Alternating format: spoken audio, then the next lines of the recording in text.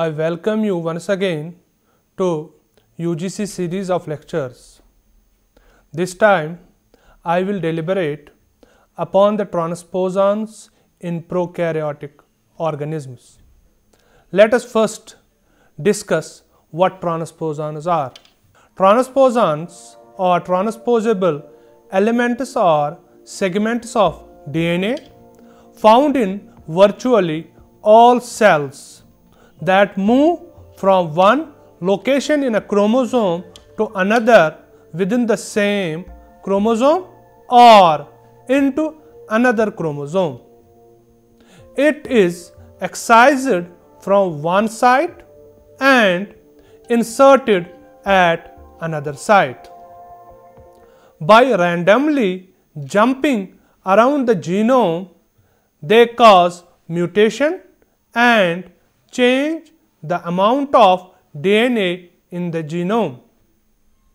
Transposons were first discovered by Barbara McClinton in maize.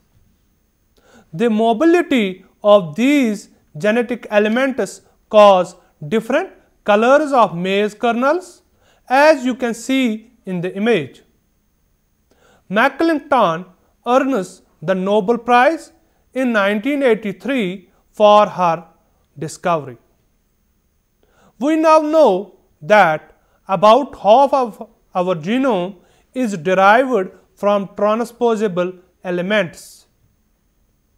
The term transposon was first used in 1974 by Hedges and Jacob for a DNA segment or genetic element which could move from one molecule to another and carried resistance for antibiotic ampicillin.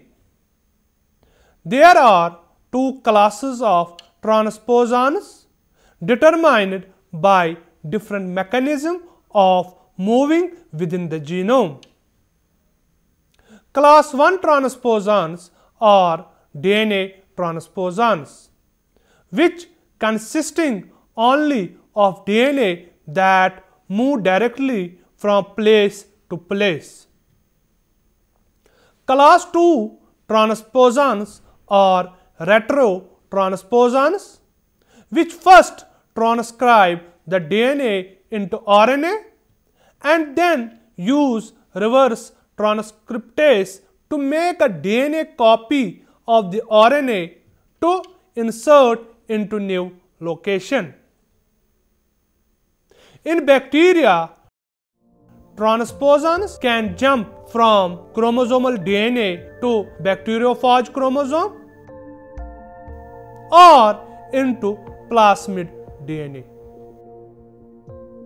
and vice versa.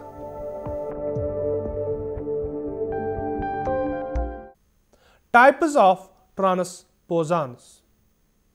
There are two classes of transposons in bacteria: insertion sequences and transposons. Number 1, insertion sequence elements. The simplest transposons are called insertion sequences. The insertion sequence elements are normal constituents of bacterial chromosomes and plasmids. Their name is due to their discovery as insertions within bacterial operons that prevented transcription or translation of the concerned operon or genes. The insertion sequence elements are autonomous units, each of which code only for their proteins needed to sponsor its own transposition. That is, they encode only genes for mobilization and insertion. Physical properties of insertion sequence elements. They range in size from 768 base pair to 5 kilobases. IS-1 first identified in E. coli's galactose operon is 768 base pair long and is present with 4 to 19 copies in the E. coli chromosome. The majority of insertion sequences exhibit the short terminal inverted repeats, sized between 10 and 40 base pair. These sequences also tend to have RNA termination signals as well as nonsense codons in all 3 reading frames and are therefore polar. Typically, they encode one large open reading frame of 300 to 400 amino acids, and by definition, the protein encoded by this reading frame is involved in the transposition event. Each insertion sequence element is different in sequence, but there are some common features in organization. Now, transposition of insertion sequence elements. Transposition is often referred to as hopping, and this term has the strong connotation that the element leaves one site and goes to a new site, restoring the original site.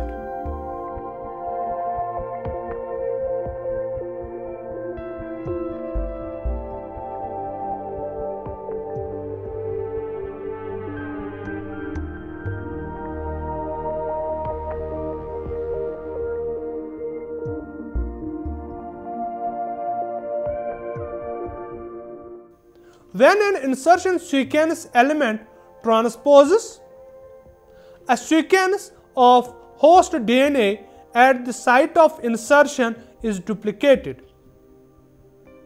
Original copy remains in place.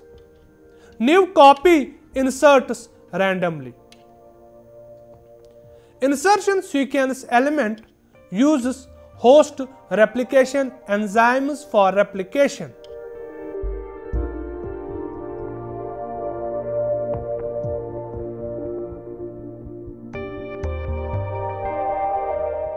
Transposition requires transposase.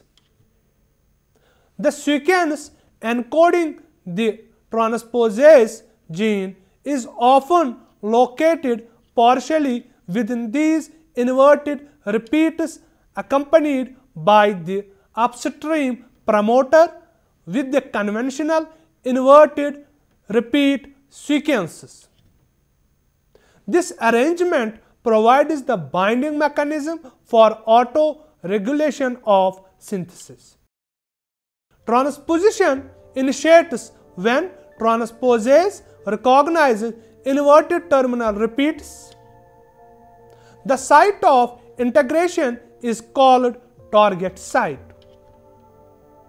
First, staggered cuts are made in DNA at target site. Then, insertion sequence element inserts, and finally DNA polymerase and ligase fills the gaps. Small direct repeats about base pair flanking the target site are created. DNA rearrangement and deletogenic properties of these insertion sequence elements. Insertion sequences mediate a variety of DNA rearrangements. One of the first recognitions of this fact was the involvement of insertion sequences in the integration of F and R plasmids in the host chromosome. This event gives rise to high-frequency recombination strains.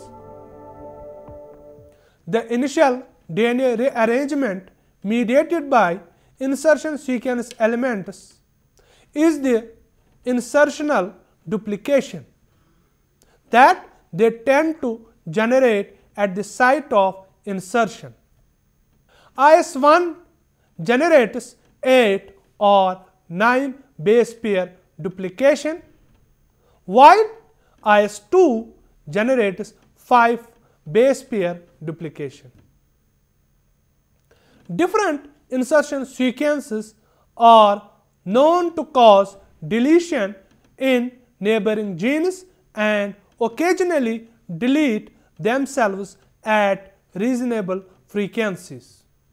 For example, IS1 causes deletion in neighboring genes at a frequency of 10 raised power minus 3 to 10 raised power minus 4 per generation, and the insertion itself remains intact. These deletions tend to start at the IS1 element, with the other end of the deletion being reasonably non-random and possibly involving some sort of short sequence of homology. It has recently been shown that the position of the insertion sequence related to promoters in the region affects deletion formation by unknown mechanisms. IS2 is similar, but its ability to generate deletions is rather less. Finally, IS4 makes deletions of both itself and DNA on both sides with fair frequency. Number 2, transposons. In general, there are 2 other general classes of transposons.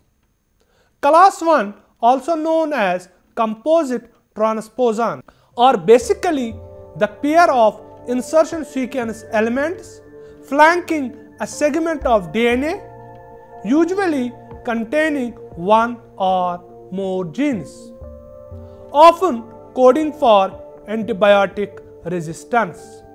In this class of transposons, the insertion sequence supplies the transposition function and inverted terminal repeat recognize signals. These are essentially insertion sequences wherein 2 copies of the insertion sequence have flanked another gene. Examples are TN5, 9, 10, 903 and 1681. In all of these, the ends of the transposon are capable of transposing separately, since they are in fact subtle insertion sequences. Transposition of IS10 or TN10 occurs at around 10 raised power minus 7 per element per generation. Transposition occurs to a large number of sites in E. coli, but excellent target sites are found at about 1 per 1000 base pairs. Other secondary sites are recognized at poor efficiency. The preferred sites for IS10 and TN10 tend to have the sequence G, C, T, N, A, G, C. Admittedly not very adenine thymine rich, which is then duplicated within the 9 base pair duplication upon insertion. The second class of transposons are known as non-composite transposons. They carry genes, for example, the gene for antibiotic resistance, but do not terminate with insertion sequence elements. Therefore, the ends are non-insertion sequence element repeat sequences. Examples are TN1, 3, 4, 7, 501 and 551. TN3 is 5 kilobase with 38 base pair inverted terminal repeats and includes 3 genes: beta lactamase, transposase and resolvase, which functions in recombination. Transposons of this class tend to show regional specificity, and TN3 in particular seems to especially prefer adenine thymine rich regions that have some homology to its ends. Unlike class 1, the ends cannot transpose separately.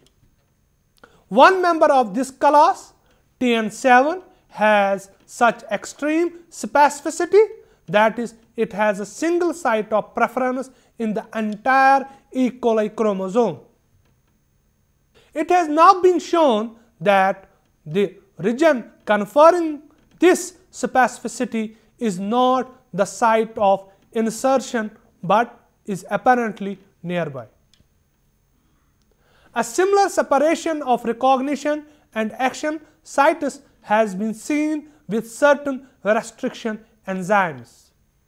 The frequency of transposition tends to be variable, ranging from 10 raised to the power -4 to 10 raised to the power -6. And in the case of TN3, involves a 5 base pair duplication upon insertion. Models of transposition.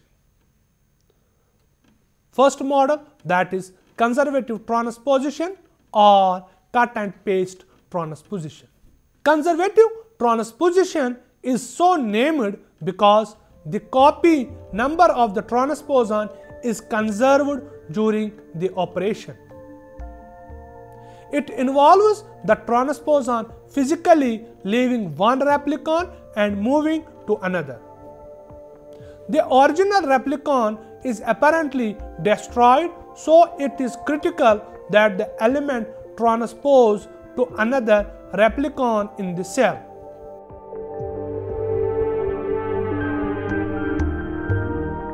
Most elements try to transpose soon after DNA replication, because there is then the highest probability that the cell actually contains another replicon.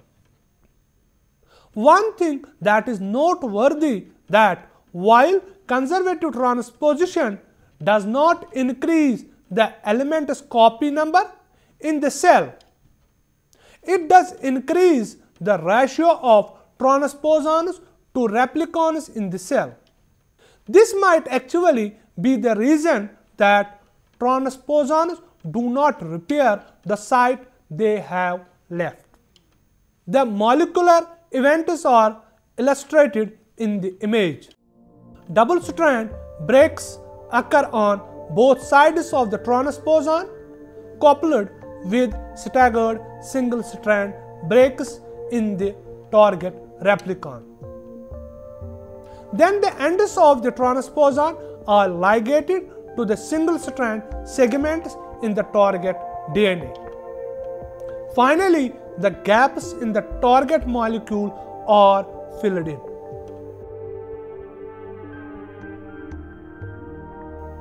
Number 2 model, that is bidirectional replicative transposition. This model differs from the previous one in that the transposon increases its copy number in the cell directly, and the donor molecule is not destroyed.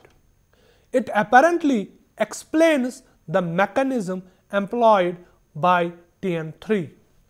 It involves number 1, single strand breaks in the target DNA and on either side of the transposon. Number 2, ligation of ends to produce a complicated hybrid molecule. Number 3, bidirectional replication through the element with subsequent ligation. This results in production of a single replicon where the donor replicon is flanked by two copies of the transposon and fused to the target replicon. A replication event resolves this to the finished product. Application of transposons. Number 1, mutagenesis.